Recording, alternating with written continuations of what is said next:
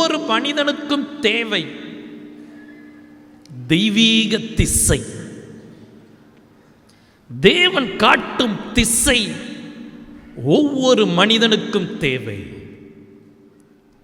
வாழ்க்கையில் என்ன செய்யணும், எப்படி நடக்கணும், என்ன பேசணும், என்ன பேசக்கூடாது அப்படிங்கிறதுக்கெல்லாம் தெய்வீக திசை நமக்கு தேவைப்படுகிறது.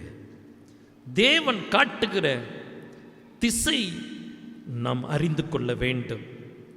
நம்முடைய தேவன் நமக்கு திசை காட்டுகிறவராயிருக்கிறார்.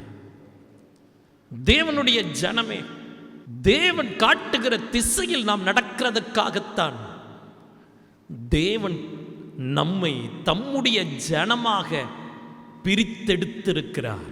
தேவன் ஒரு திசையை வைத்திருக்கிறார் ஒவ்வொருவருக்கும்.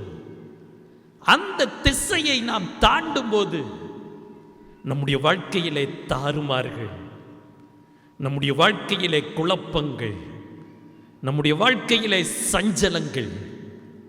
ஆகவேதான் தேவனுடைய திசையை அறியக்கூடிய தெய்வீக கிருபை நம் ஒவ்வொருவருக்கும் தேவையாயிருக்கிறது.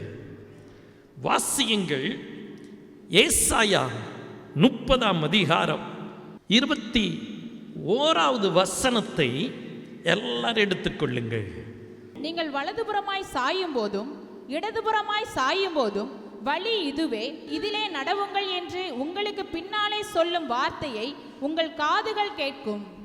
வலதுபுறம் சாயும் போதும் இடதுபுறம் சாயும் போதும் வழி இதுவே, இதிலே நடவுங்கள் என்று உங்களுக்கு பின்னாலே சொல்லும் வார்த்தையை உங்கள் காதுகள் கேட்கும் என்று சொல்லி ஏசாயா தீர்க்கதரிசி தீர்க்க தரிசனம் உரைத்த காலத்திலே தேவனால் உரைக்கப்பட்ட தேவ வார்த்தை தான் இந்த வார்த்தை. யூதா ராஜ்யம் பெரிய நெருக்கடியில் இருந்தது.